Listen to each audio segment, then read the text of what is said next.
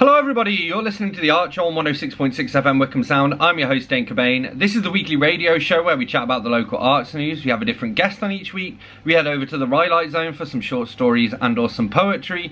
We catch up with Twangling Jack Ford over in the Oak Shed for a weekly album review, and we play local, unsigned and or independent music.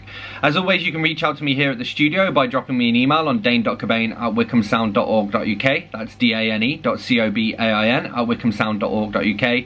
And I'm particularly keen to hear from poets, performers, musicians, anyone with MP3s to share, local arts news stories to share. Do get in touch. We're also repeating on Wickham Sound on Monday nights. We're on the Wickham Sound Listen Again. We're on iTunes, Spotify and wherever else you get your podcasts. And you can find us on Facebook. If you search for The Art Show on Wickham Sound, you should be able to find us. So this week we are having a Twangling Jack Ford album review special. But before that, we're going to head over to the Rhylight Zone for the latest instalment of Formerly the Rise and Fall of a Social Network by myself, Dane Cobain. This is a novel we've been serialising in recent weeks. We're just getting to the end of it now. You can find it in paperback and electronic formats on Amazon and wherever else books are sold. So, Formerly the Rise and Fall of a Social Network. Chapter 28. In the end, I confessed to some of the charges and pleaded my innocence when it came to others. I told the cops what I could, feeding them a mixture of lies, half-truths and occasional suppositions, whatever I thought they wanted to hear, and went through my options with my lawyer. Eventually, I traded in my envelope of evidence for a reduction in the number of charges, on his advice. I looked out, and my court-appointed lawyer knew what he was talking about. If I ever get arrested again, I hope my luck still holds. When the news broke, the IPO was halted pending federal investigation, another world first for Formerly. I never did see any money from those shares. Still, nothing ventured. John and Peter were both sentenced before me. John got 25 to life, and Peter was slapped with a minimum of 12 years. I wasn't in the courtroom. I testified against them at a deposition on the condition that I wouldn't have to attend the trial. But I read about it in the tabloids. I heard that they showed no remorse, which didn't surprise me. When my trial rolled around, I barely said a word. My attorney handled most of it, and I'd been drilled beforehand so that when I was cross-examined, I knew exactly what to say. I thought we were onto a winner. And then the sentence was read out. 3 years behind bars, maybe 2 on good behaviour. I'd already served some of the time because I couldn't afford to post bail, so I was already halfway through my sentence without even trying. Yay. Still, my attorney seemed happy with the result. Let's face it, it was his job. On the whole, I tried to look on the bright side, but it was hard. At least they let me keep my journal. It was 17 months since my arrest, and I was still counting down the days till my release. I'd kept my head down and served my time just like everyone else, but I was high profile. I didn't want them to make an example of me. I hadn't seen either of the founders since the day I left a gun behind, but I heard they were doing well. I hadn't seen Flick either, although I'd heard from her. She kept her distance for a while. She said she wanted to get her head straight and to forget about Formerly for good. But that all changed about a month ago when she called me at the penitentiary. "Hey," she said. "It's been a while." "It has," I agreed. Then I waited for her to speak. It was a habit you picked up quickly in a place like this. "How's life treating you?" she asked. "How'd you think?" I scowled. "Don't worry, it's almost over. Come and find me when you get out of here," she said. "We've got some unfinished business to attend to."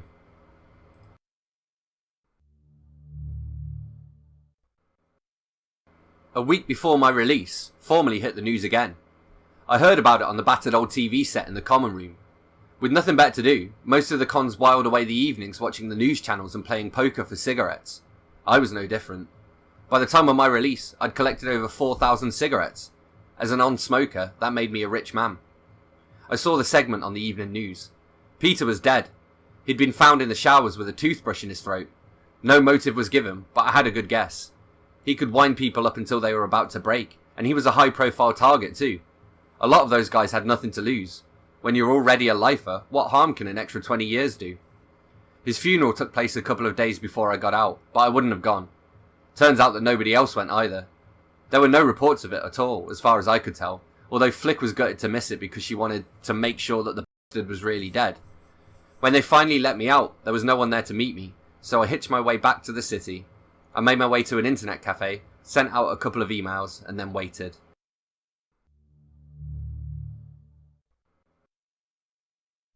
I found an unlikely saviour.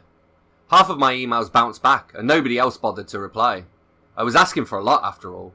I needed someone to cover the cost of a flight home, as well as a place to stay when I got there. I had nothing, no friends, no money, and no hope. And then I got an email from Sarah with an offer. She was still working at the Next Web, but she'd worked her way up to become the site's editor. Her offer sounded reasonable enough to me, and it could help us both out. "Hey, Dan," she'd written. "Long time no speak. How have you been? I hope life wasn't too hard on you. Listen, thanks for your email.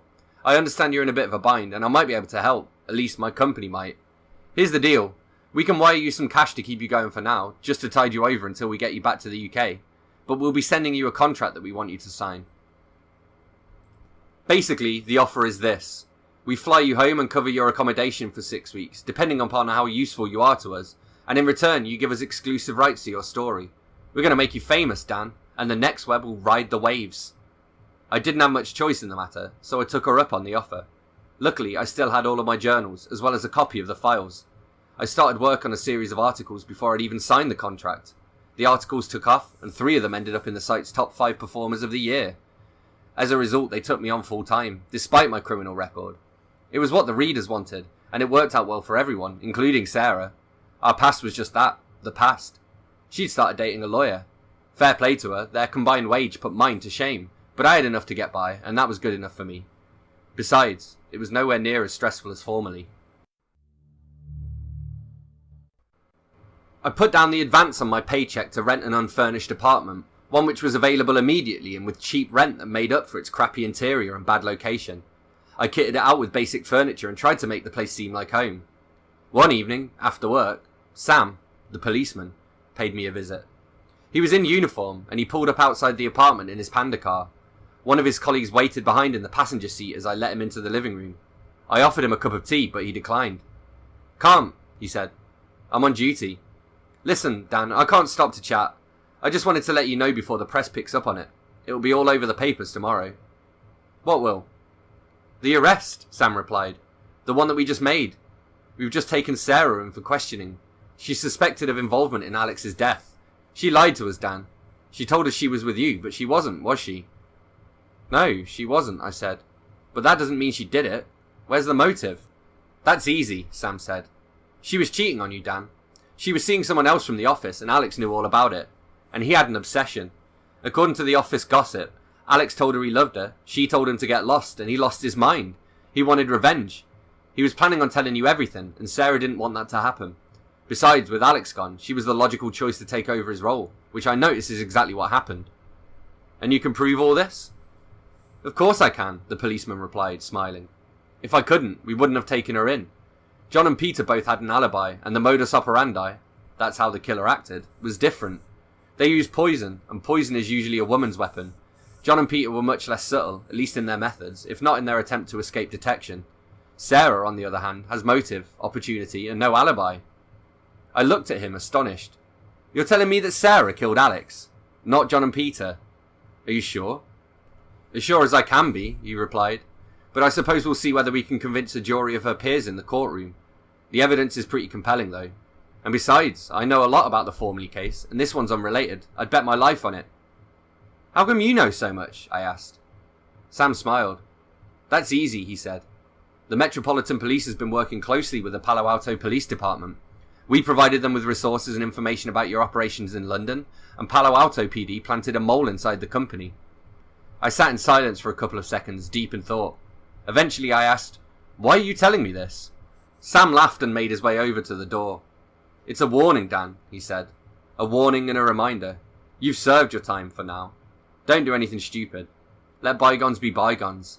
Forget Formally and focus on the future." "I plan to," I murmured, as he saw himself out.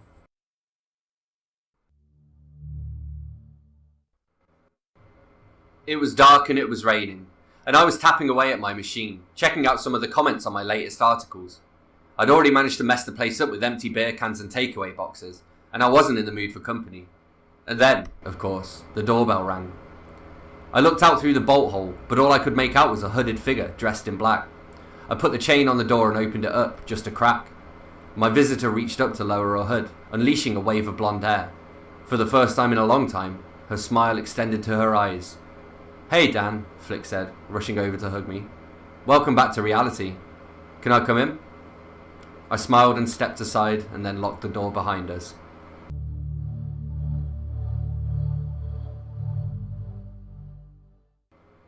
The end. You've been listening to formerly The Rise and Fall of a Social Network, written by Dane Cobain, narrated by Dane Cobain. Acknowledgements. First and foremost, thanks to Dan Webb and Abhijit Patil for letting me steal their names, and thanks to Dan, Abby and Giza Desi for accidentally teaching me about professional web development. Hannah Parkinson taught me more than she'd admit to, too. Credit is also due to everyone at FST, in particular to Mark Howard, Craig Watson and Otto Marples for providing me with plenty of material to steal, as well as a steady income. Finally, huge thanks to my family and friends, who have always been my biggest supporters. I can't name them all, but here are just a few of them. Donna Woodings, Carl Woodings, Heather and Dave Clark, Alan and Olga Woodings, Amanda DeGray, Neil Denham, Dave Ford, Jesse James Freeman, Tom Much, Lucy Burrows, Nick Reffin, Clive Whitelock, Steve Woodcock, and everyone else who takes the time to read my books. And that includes you. Thanks. Join the conversation. Thanks for reading Formally. Whether you loved the book or you hated it, I want to know what you think. Join the conversation by tweeting at Dane Cobain, or going to danecobain.com, twitter.com/Dane Cobain, or facebook.com/Dane Cobain Music. That was the latest instalment of Formally, The Rise and Fall of a Social Network by myself, Dane Cobain. You're listening to The Archer on 106.6 FM Wycombe Sound, and this is Thomas Heppel with Be My Home.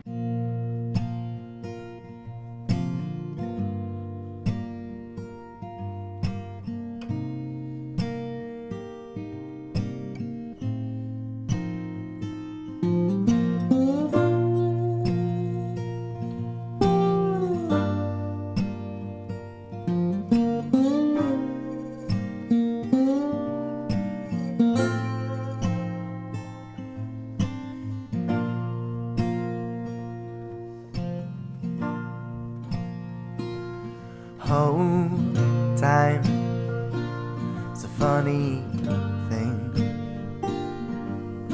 can heal the deepest wounds, create the most painful things. And since, girl, you came along, you're the greatest gift to fall in my arms. And I don't deserve the heart you give. Now the beauty of your soul, I'm just so in love with. And I hope you can see beyond my troubled times, 'cause I'm a man who's broken, being fixed one piece at a time. Oh, so with me while my world falls apart. You're the only thing I need when the light has returned. Be there by my side, and please, oh, be my home.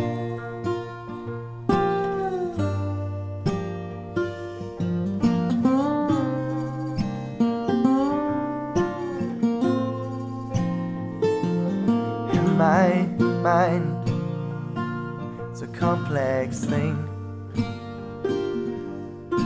can make the most beautiful world a very tragic place. You know, I wish I could change, chase away my demons, remove the pain.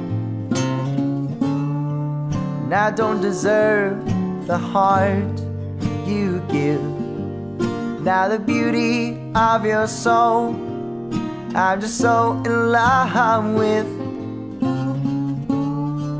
And I hope you can see beyond my troubled times, 'cause I'm a man who's broken, being fixed one piece at a time. Oh, so be with me while my world falls apart. You're the only thing I need when the light has returned. Be there by my side, please, oh, be my home.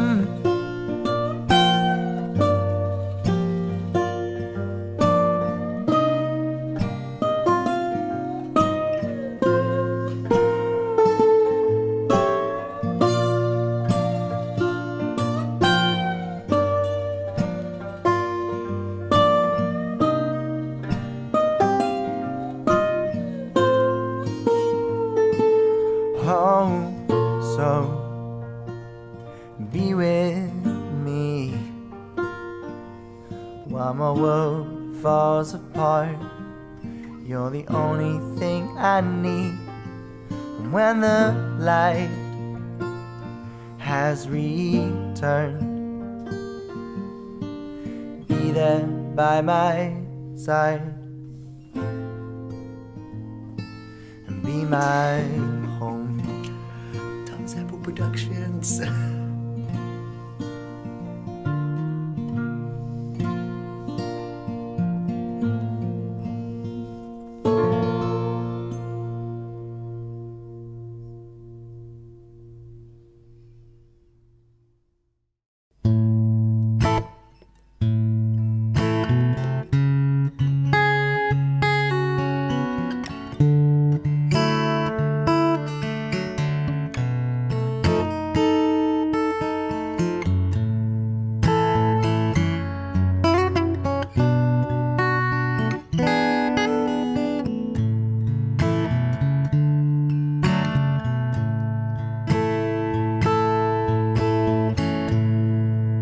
Wildflowers,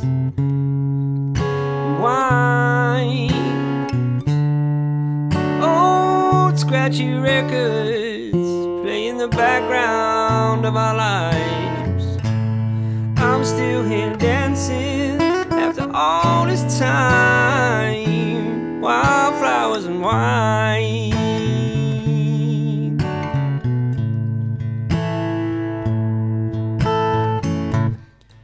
I've walked through fields of evergreen, golden sun like you've never seen. I pick them one at a time, wildflowers and wine.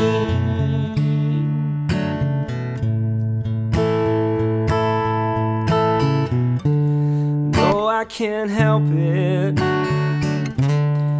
even the way I do. I know you feel it, feeling the same way too. No, I can't help it, you're all I need tonight. I know you feel it when I look in your eyes.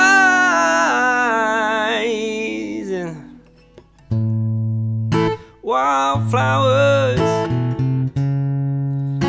wine, old scratchy records play in the background of our lives.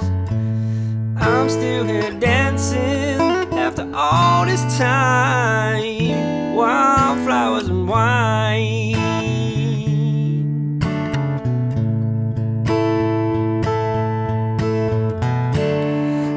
I can't help it, feeling the way I do. I know you feel it the same way too.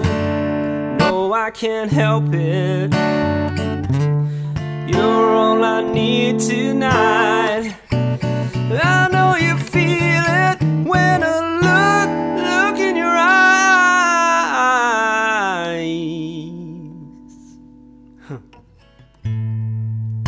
Wildflowers, cheap red wine, old scratchy records playing in the background of our lives. But we're still here dancing after all this time. Wildflowers and wine.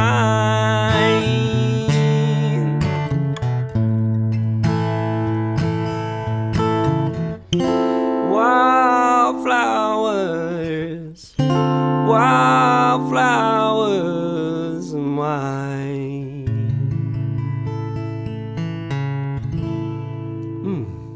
That felt good. That was Wildflowers and Wine, an acoustic cover of a Marcus King song by Just Brind. Before that we had Be My Home by Thomas Heppel. You're listening to The Archer on 106.6 FM Wickham Sound. I'm your host Dane Cobain, and we're going to head over to the Ilk Shed now to catch up with Twangling Jack Ford for this week's album reviews for a Twangling Jack album review special. Eddie and the Hot Rods, Do Anything You Want to Do, which is a compilation. Punk was a word that had been used to describe the no-frills garage rock of the mid-60s, like the Trogs in the UK, and the Kingsmen, Question Mark and the Mysterians, and even Sam the Sham and the Pharaohs in the United States. Punk was an insult and a comment on the crudeness of their records, but anyone who presented a leather-jacketed image and challenged the musical establishment might be called punk, like Patti Smith, or even Bruce Springsteen. When Eddie and the Hot Rods crashed their way onto the pub rock scene, people were talking of the New York bands who had followed in the wake of the New York Dolls as punks. The Hot Rods were like the Dolls in street clothes, and the Stooges played at 78 RPM. I saw them at the Tithe Farmhouse in North Harrow. The poster said something about them being the new Dr. Feelgood. They blew me away. They were so fast. The singer, stripped to the waist, did acrobatics on the tiny stage, and the guitarist stood precariously on his AC-30 and made one hell of a noise. They did an impossibly fast version of Bob Seger's Get Out of Denver and other Chuck Berry type 12 bars, some of which they had written themselves. But they also did cover songs by those 60s acts like Woolly Bully and 96 Tears.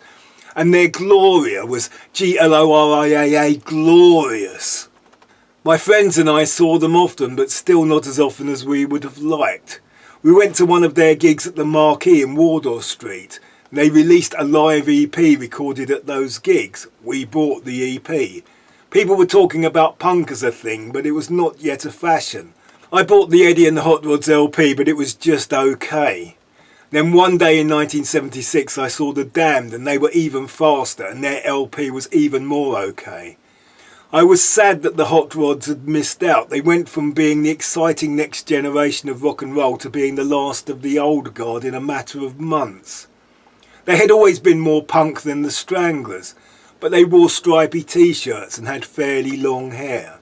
Then they recruited a guitarist from the Kurzel Flyers, another of the great pub bands that turned up to the party just a bit too late. That guitarist had a great song, and they made one timeless classic, Do Anything You Want to Do.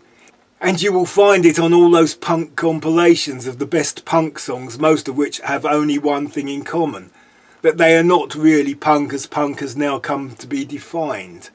Songs like Ever Fallen in Love with Someone, London Calling, and Love Will Tear Us Apart Again. It is music that sells better if presented in ransom note writing and pictures of safety pins on the album cover. This compilation album has the big hit, and it has a few of the power poppy attempts at a follow-up.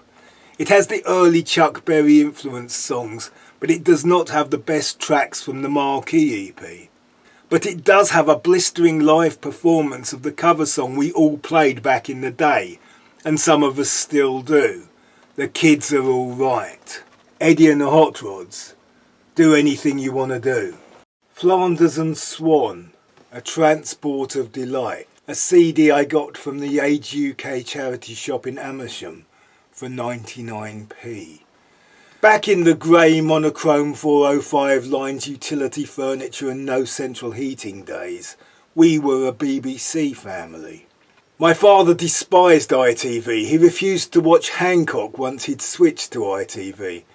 And my father revelled in the glorious return of Morecambe and Wise to the Beeb. ITV was for the in-laws and outlaws, and it was only on Sunday excursions to the distaff relatives that we would catch the golden shot, or on the buses.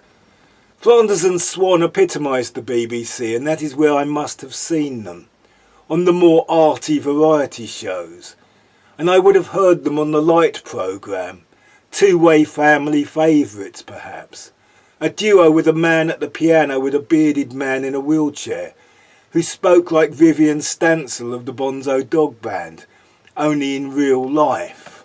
They wrote and performed comedy songs. They were very middle class, occasionally poking gentle fun at the working class and foreigners, but they were always refined. The songs were a bit like Gilbert and Sullivan or old music hall songs, only the innuendo was much more subtle, finding suggestion in words like Botticelli and Fidelio.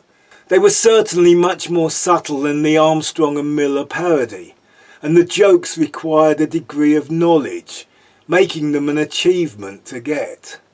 They played games with the language. There are 3 verses in their famous song The Hippopotamus. The first features a single hippopotamus. The second features his inamorata, a hippopotama, and the third groups them as hippopotami. In the song I'm a Gnu, they voice the silent letters in all the words other than Gnu, to highlight the folly in pronouncing the G in the eponymous animal's name. There are jokes on the album that require some knowledge of Tudor theatre. There was a joke I laughed at that required some Latin and a knowledge of the great scandal of the times, when a minister lied to Parliament and actually resigned, as was expected at the time. I suppose they were a very upmarket Chas and Dave with observational lyrics using ludicrous rhymes and vernacular. There has always been a tradition of this kind of thing. At the time we had Bernard Crippins and Lance Percival, and then we got Richard Stilgoe and Victoria Wood. The current equivalent might be Bill Bailey, Tim Minchin, or Fascinating Aida. The piano playing is witty in its own right, and Donald Swan, the pianist, played in a style similar to Colin Sell on I'm Sorry I Haven't a Clue, and was similarly the butt of the jokes. Much of the act is Michael Flanders performing comic monologues which throw in jokes when you least expect them, and they stand up well to the test of time. They play their best known songs, The Gas Man Cometh, Mozart's Horn Concerto, I'm a Gnu, The Hippopotamus, Mud, Mud, Glorious Mud, and the London Transport diesel engine 97 horsepower omnibus, Transport of Delight, Flanders and Swan. Past tense, the best of Sparks. Netflix have recently started showing a documentary about Sparks. Called The Sparks Brothers, it is directed by Edgar Wright of Shaun of the Dead fame. I bought the triple CD that accompanies it. It was only a tenner in HMV High Wycombe and is well worth the price. I might well have been in there watching one of their local music showcases. In the 70s, acts could have hit singles that sounded like nothing anyone had heard before. Bowie had a hit with John I'm Only Dancing, and Roxy Music had Virginia Plain and Pyjama Rama. Even today these songs sound odd. Often you re-listen to songs and are surprised by the odd stuff you either didn't notice at the time or got edited out by the radio. Songs like Pink Floyd's See Emily Play, which I can clearly remember the chorus of from hearing it when it was a hit.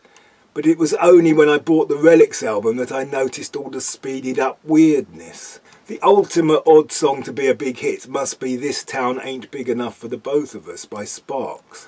Listening to it on this album, I heard all kinds of stuff I had forgotten. The actual song is impossibly complex, with more ideas on a 7-inch than other bands might stretch over a full album. It is sort of glam prog, a bit like the early Roxy Music, sort of King Crimson meets T-Rex. Russell Mael, the singer, looked like Mark Bolan, though his vocal gymnastics went beyond anything Bolan could do, possibly challenging Freddie Mercury. The music and lyrics were written by his brother Ron Mael, who is almost Zappa-esque in his musical dexterity and lyrical playfulness. It is easy to think of them as one-hit wonders, but I was amazed at how many of their other songs I remembered, including one off the album A Woofer in Tweeter's Clothing, which was the album before their breakthrough album Kimono My House, the one with This Town Ain't Big Enough for the Both of Us, and Amateur Hour. There are other songs from the glam era where they had an English backing band, and there are songs that pastiche different styles of music, from Hollywood musicals to disco. The second CD starts with their collaboration with Giorgio Moroder, number one song in Heaven, which was another hit. After that, they seemed to become more of an electronic duo like the Pet Shop Boys. Songs like When Will I Get to Sing My Way have a Neil Tennant type sardonic lyric and over-the-top orchestration like the Pet Shop Boys version of You Were Always on My Mind. It originally comes from the brilliantly titled album Gratuitous Sax and Senseless Violins. The third CD has the song Lighten Up Morrissey and some very funny numbers with very unradio-friendly titles.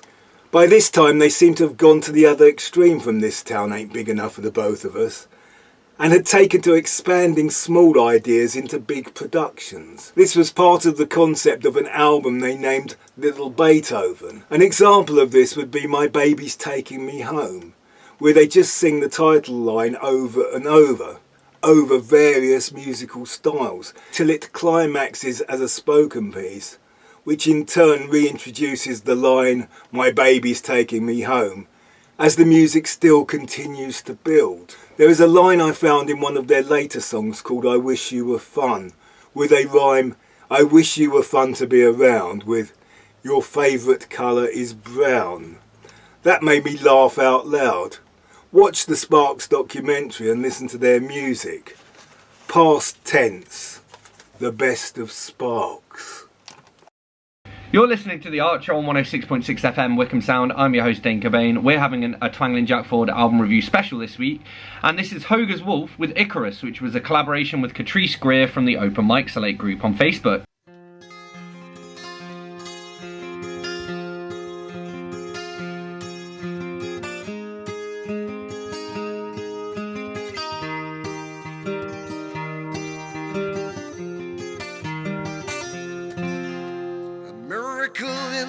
Making a breath I am taking, been holding it in for so long, oh Lord, for so long.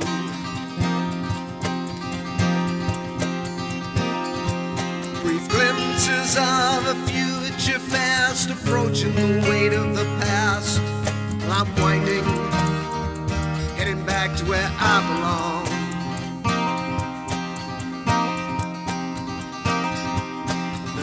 Has gone, blown a complex tale untold, and I wonder when I'll see it on the horizon. She's there waving me on.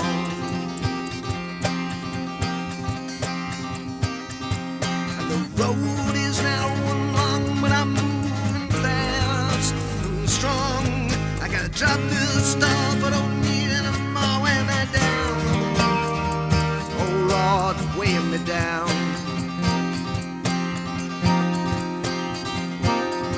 So let her go, let her loose, she's free now, she is love. She is free love.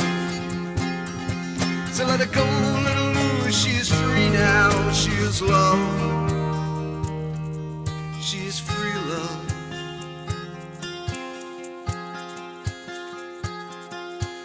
Open the window, I'm coming through, and I'm rolling into the sun. Icarus, Icarus light shining through.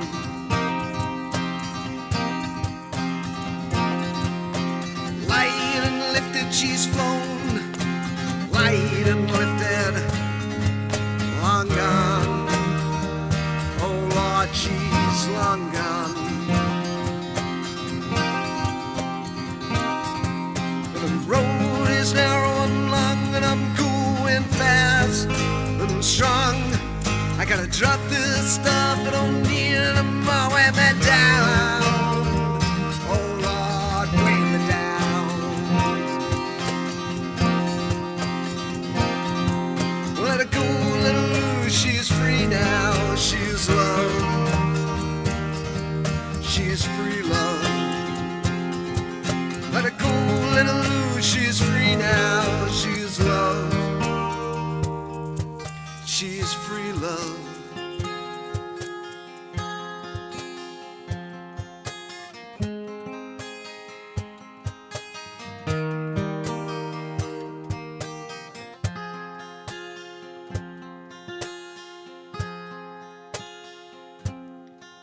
Let her go, let her loose, let her go now. She is love.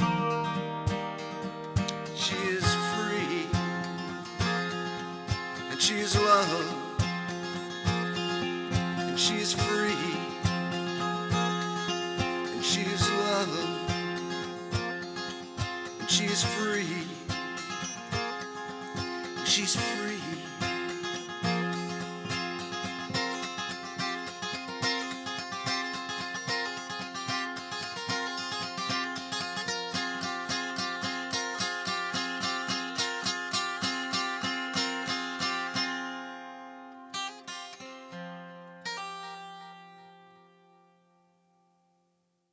That was Hogar's Wolf with Icarus. You're listening to The Archer on 106.6 FM Wickham Sound. I'm your host, Dane Cobain, and it's time for us to head back to the Oak Shed now to catch up with Twangling Jack Ford for some more album.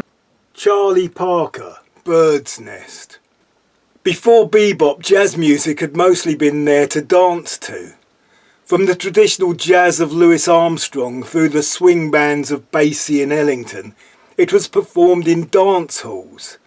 Post-bebop, it has often been cocktail music, elevator music, music to have in the background at dinner parties, music to flirt and canoodle to with dim lights or scented candles. It is soundtrack music.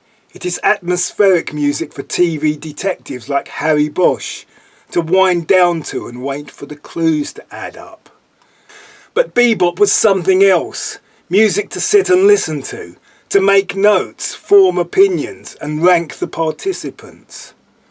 The musicians performed athletic feats of stamina and intellectual rigour.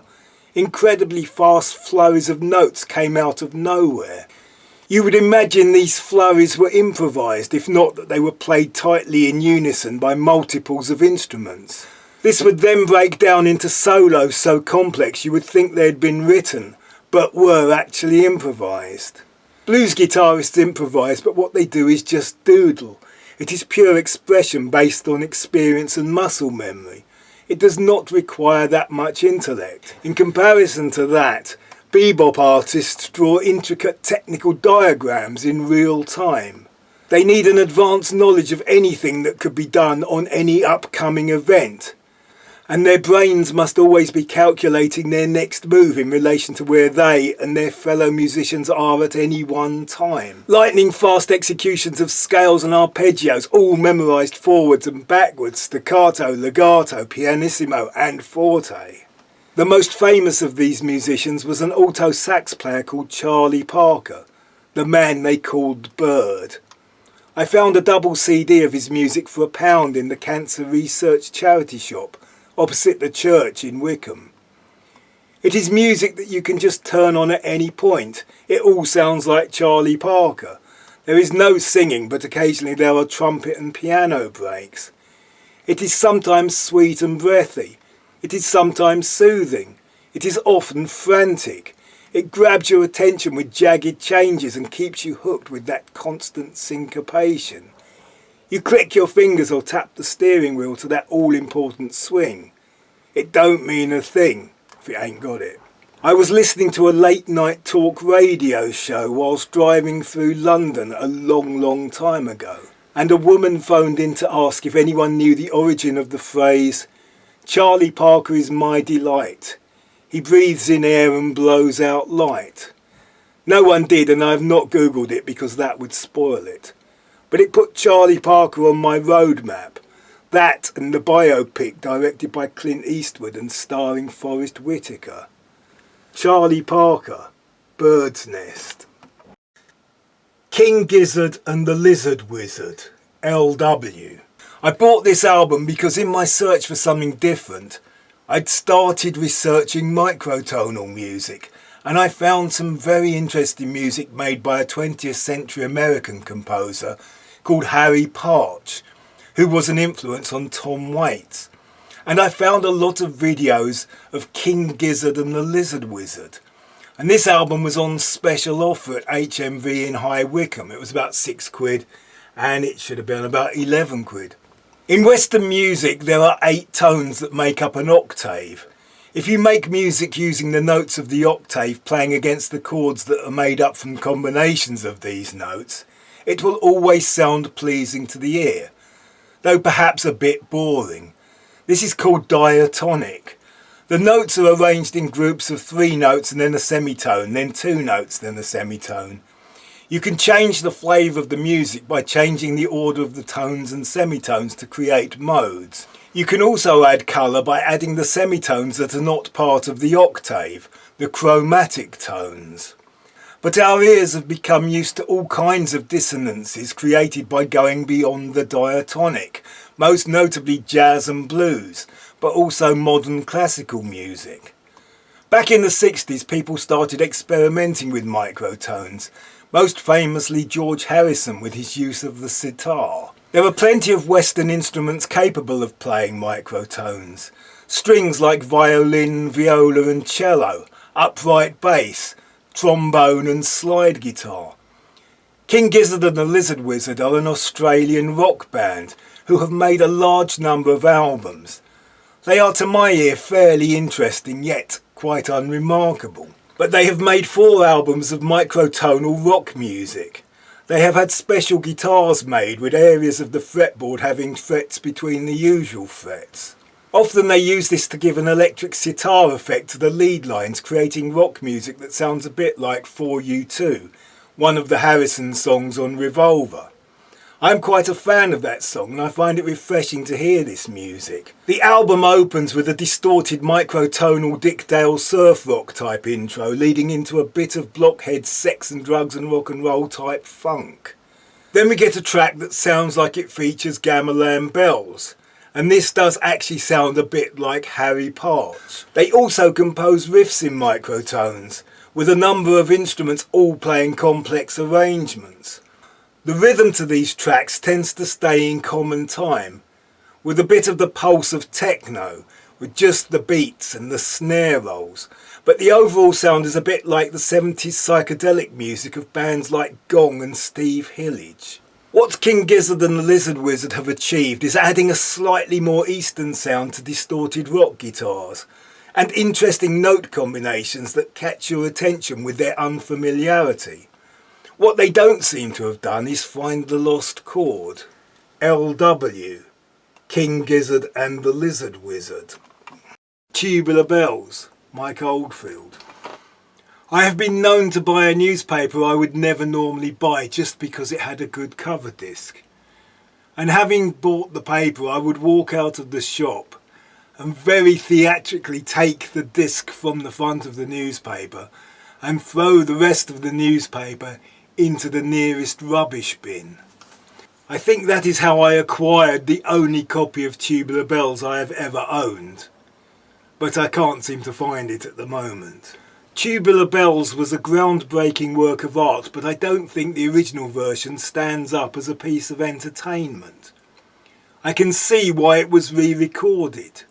It is culturally important in that it became part of the sound of the Exorcist film, and because the revenue from its massive sales created the Virgin Empire. Mike Oldfield was heralded as a genius and visionary. He was only 19 and he recorded most of it on his own using a multi-track tape machine and laying down much of it in studio downtime.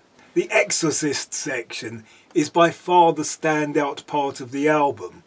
The theme repeats using a 15/8 time signature, which is a bar of 8 followed by a bar of 7. This has the effect of being slightly hypnotic, but each time a beat is missed, it jerks your attention back into the room. It builds through some interesting modulations to a very satisfying climax. Generally, the whole thing is composed like a minimalist classical work, with themes that repeat identically for minutes on end.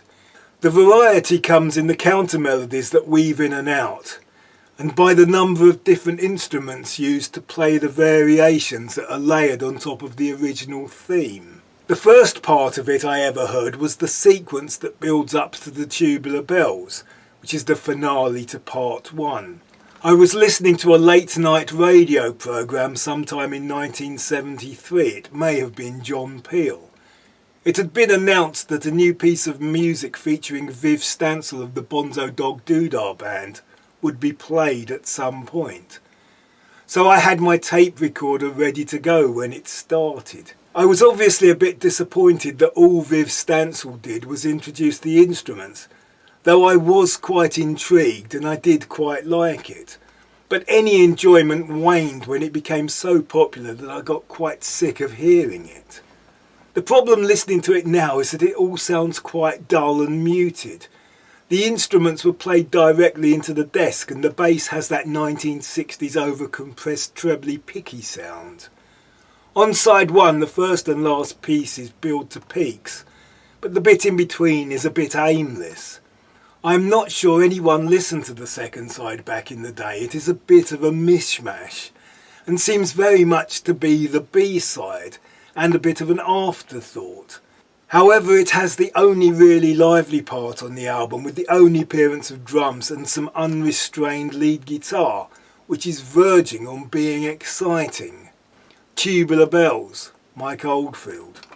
Big thank you to Twangling Jack Ford for this week's album reviews. You're listening to The Archer on 106.6 FM Wickham Sound. I'm your host Dane Cobain, and this is Tony Goff with Mirrors.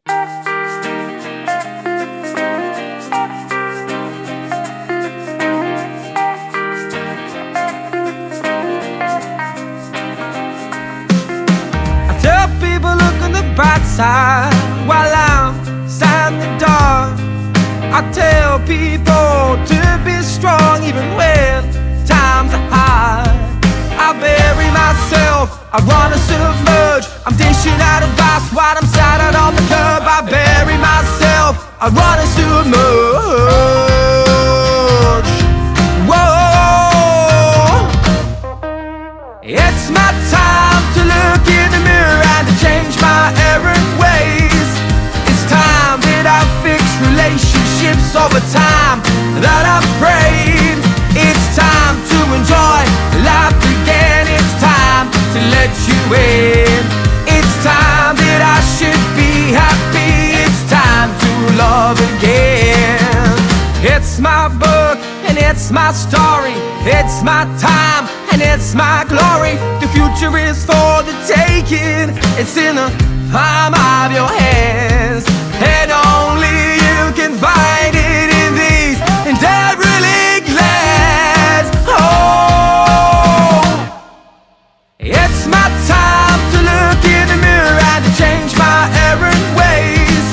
It's time that I fix relationships over time that I've prayed. It's time to enjoy life again. It's time to let you in. It's time that I should be happy. It's time to love again. It's time to love again. It's time to love again. It's time to love again.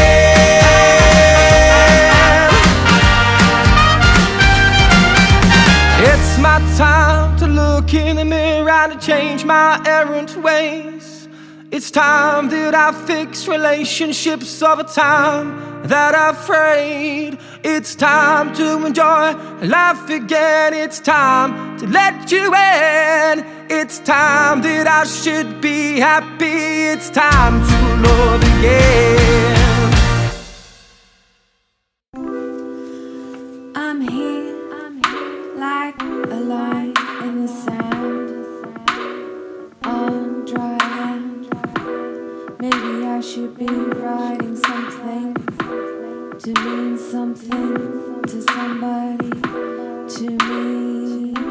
But the words are like drip, drip, and somehow they don't wanna fit. There's a shift and it changes. I'm into different stages. Oh,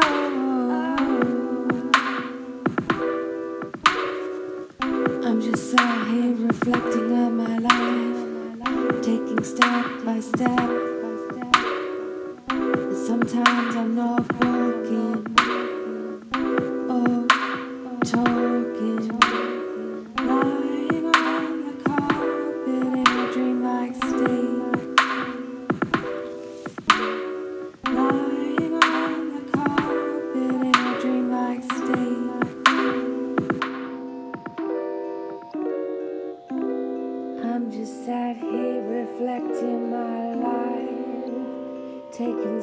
by step. But sometimes I'm not even walking or talking.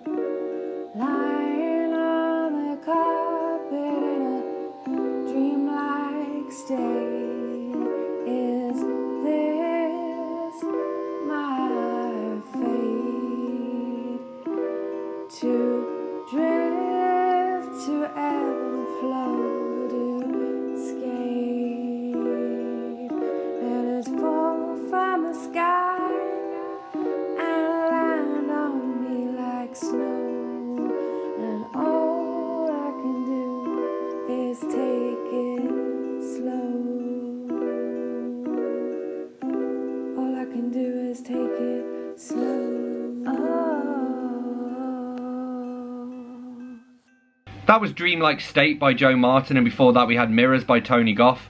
You're listening to The Art Show on 106.6 FM Wickham Sound. I'm your host, Dane Cobain, and this is this part of the show where we would normally catch up with Twangling Jack Ford for his weekly album reviews, but this week we've been having a Twangling Jack Ford album review special. So instead I'm going to give you the usual reminders, which are that you can find us on Facebook. If you search for The Art Show on Wickham Sound, you should be able to find us. We're repeated on Wickham Sound on Monday nights. We're on the Wickham Sound Listen Again, iTunes, Spotify, and wherever else you get your podcasts. And you can email me here at the studio on dane.cobain@wickhamsound.org.uk. That's dane.cobain@wickhamsound.org.uk. So I'm going to leave you with one last tune, and this is Humans Can't Reboot with You Stand By Me. I'll catch you next week.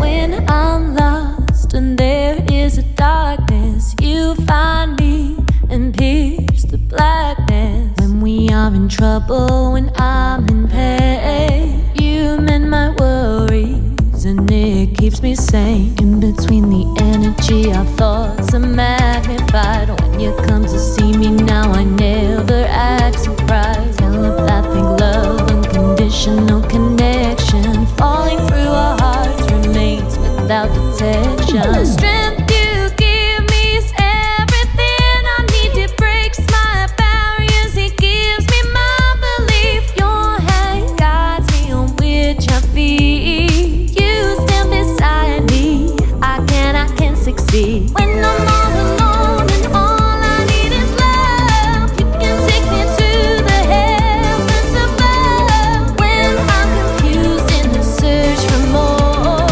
you remind me of what I'm living for. You stand by me. You stand by me. You stand by me. You stand by me. You stand by me. You stand by me.